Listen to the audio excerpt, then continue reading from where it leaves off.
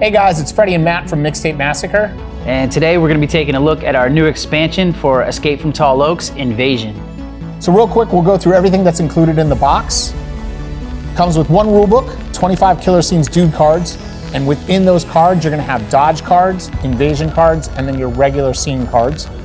10 sidetrack cards, 10 supply cards, 4 UF tokens, 4 slasher characters with profile cards, 1 invader queen character with her profile card, 2 new survivor characters, 2 final rescue tokens, and 1 slasher profile card and ability token for use with Mixtape Massacre. So the concept with Invasion is it's an alien invasion, obviously. So, with Escape from Tall Oaks, you play as the survivors looking to escape the town. And in this scenario, there's an alien invasion that comes and takes over the town and kind of sets up the characters and the storyline behind this particular expansion. And basically what you're going to see is that you'll be playing a normal game of Escape from Tall Oaks. But as you're playing, this expansion is going to introduce a lot of elements that are going to screw up or mess with how you're accomplishing tasks or introducing new characters that can kind of take over the game. So setting up the game is really easy. You're going to set it up like you normally would for Escape from Tall Oaks. And if you've played that game, you know the standard rules. What this is going to do, though, is introduce some new elements. So, you'll mix your killer scenes in with your killer scenes dude cards. You'll mix your new supplies in with the supplies deck. You'll be adding the SIDETRACKS as a stack of cards that'll be called out during play. You have 4 slashers included, but there's only 3 slashers needed for the game. So you can mix those with other slashers from the original Escape from Tall Oaks, or what you can do is you can just play with the brand new 3 or 4 slashers of your choice. And the slashers included for this game, you get a redux version of the slashers, which is really cool. So we've kind of tweaked the artwork a little bit. They look like they've kind of been through the ringer. The other thing you'll be setting up is off the board, you're going to want to have the profile card and the invader queen set up and ready to go. She will be called out if, by any chance, you set off all 4 of the invasion cards. The other thing you want to have handy on the board is the 4 UFO tokens. You'll bring these out whenever you draw an invasion card from the deck. And basically those will take over the task locations and kind of cause some troubles for you. So now we're going to dive into how each part of the new expansion works within the game. So with Invasion, you get 2 new playable characters that are survivors and make rescues. I'll be playing with Jacobs. Basically, she's like your rogue agent. So as the government is coming into the town, she's kind of the one who's like working against the government to try to help the town and help the kids get out of the town. She has a special ability just like every other character. Hers is called High Level Clearance. And basically what it is with Jacob's training, tasks can be completed with no effort. No fights occur with slashers at end of tasks. So what that means is basically on the 2nd or 4th task, when you would usually fight a slasher to complete that task, she actually can complete those tasks and not fight the slasher. So she can just skip that part, get rid of the slasher from the game, and complete that task really quickly. So she's gonna be a great character to have in the game with how hard things are gonna get. You probably want to send her to do the 2nd or 4th task to make things a little bit easier and not have to go through so many modes of battles with different slashers. And the other new character in the game that you can play with is Chad, and he's a new survivor. And his sort of MO is that he's kind of like the spoiled kid. He's, the preppy, spoiled silver spoon guy. The douche. His aptly named, his special ability is Silver Spoon. When drawing supplies, Chad always draws 2 cards and chooses 1 to keep. The other card is discarded.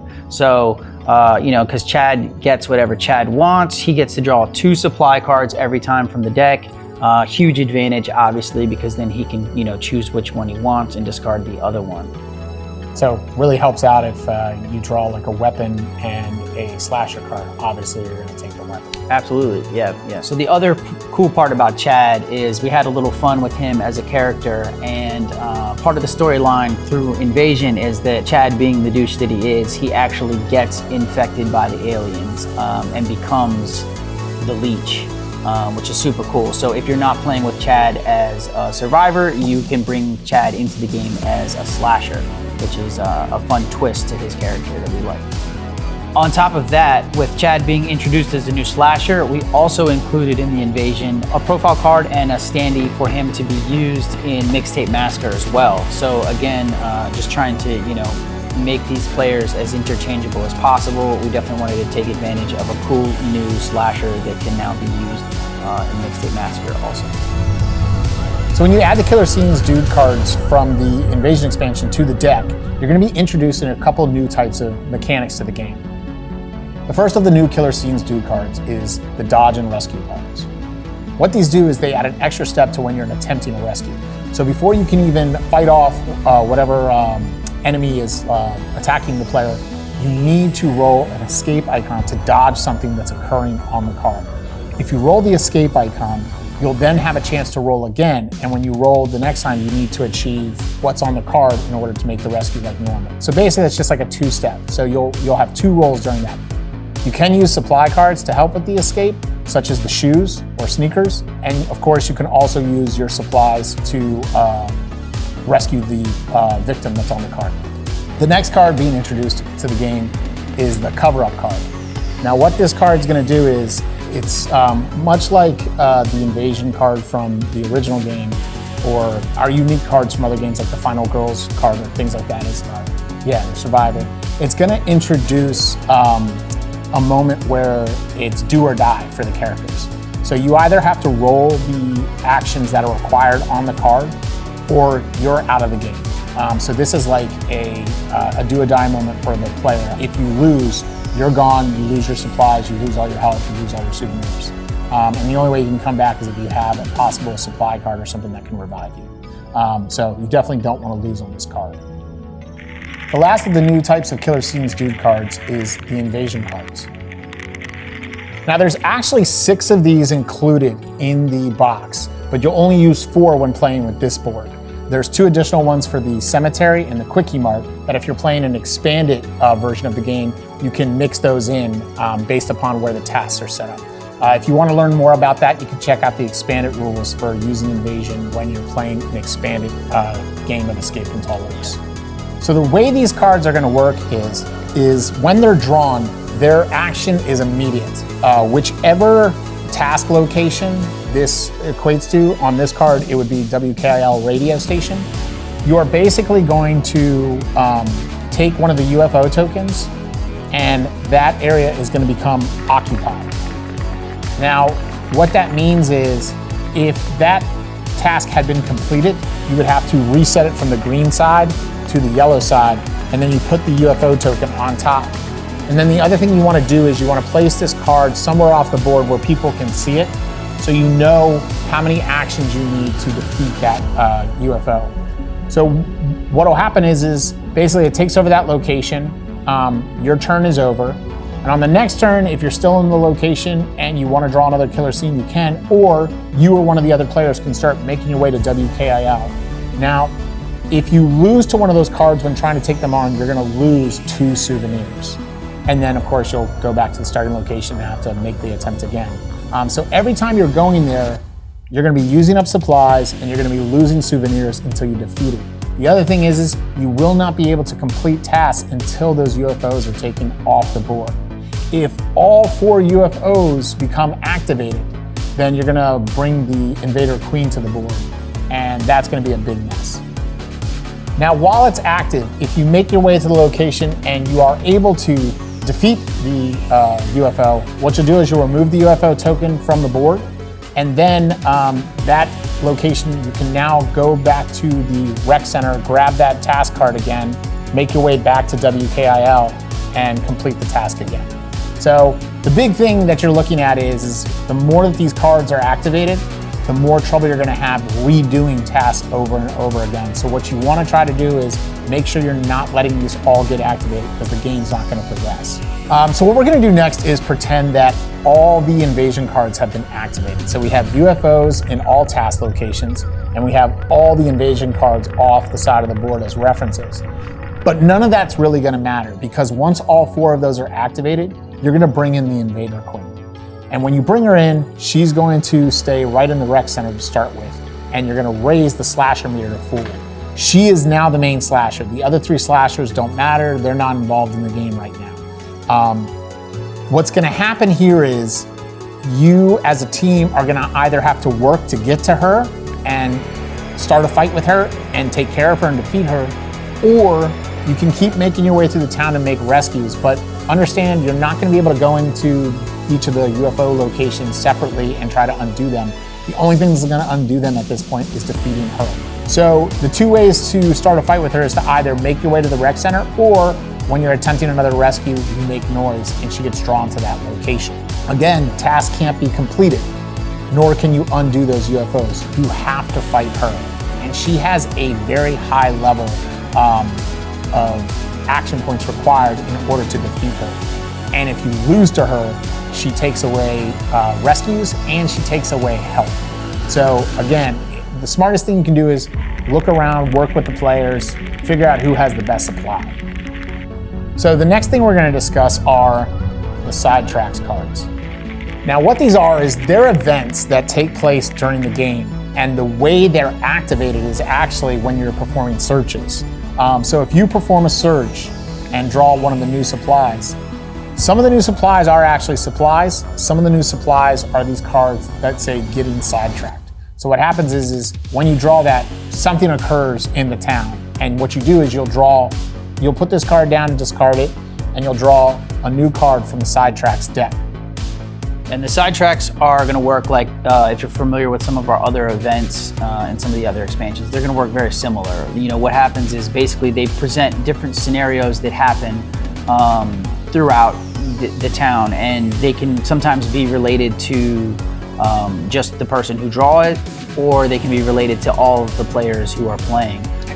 Sometimes they're beneficial, sometimes. Right, and sometimes they'll help you and sometimes they'll hurt you. On the SIDETRACKS, each one is indicated the number of rounds that event lasts. In this case, you know, you'll see that it's gonna last for 3 rounds. You know, everybody 3 turns around the table, and then that sidetrack will be cleared. So a round is constituted as, if I draw the card, it starts with me, goes all the way around, and when it gets back to me, that's 1 round. So for that, we would have to go around 3 times to finish that sidetrack. And then the other thing to know about these sidetracks, like Matt was saying, is sometimes they're beneficial, sometimes they're not, and they're negative effects. But the other thing to note is that sometimes they deal with locations and can actually close locations on the board. What can get confusing is if a location's closed and you get to the moment of the game, like in the regular Escape from Tall Oaks, where your final scene card leads you to a location. If your location has been taken over by one of those cards, the final scene card is actually sets precedent. And what you should do is just remove that scene, remove that sidetrack at that time if your card is leading you there. But otherwise, those cards are permanent and affect the game permanently. Drawing out slashers and fighting slashers occurs just like it did in the standard version of Escape from Tall Oaks. Only this time, the only little difference you're gonna see when fighting a slasher is when you lose. With some of our new slashers, instead of just a standard, you lose this much health, or you lose this supply, or you lose a rescue token, they actually have consequences on the cards. So what these do is they kind of have a special situation that occurs when you're defeated. So rather than just taking health, it might send one of those slashers to the next person on the board and you have to keep fighting them. It might remove tokens from the locations and things like that. So this is a cool little added layer to the game to make it so it's a little different when you're fighting these slashers than a standard slasher from the original game. Yeah, and it also makes each slasher a little bit different too. So you're not, feeling like it's the same mechanic no matter which slasher you're fighting. It gives them a little personal touch to, depending on who you're fighting, it could have a different instance when you lose to that slasher. And we actually have in the rule book suggested levels for different slashers to mix in, whether you own Escape from Tall Oaks or if you own the Revenge Pack or certain booster packs. It'll give you like suggestions for like the easiest 3 slashers to have in the game, the middle or medium amount of slashers to have in the game, and the hardest version of slashers to have in the game.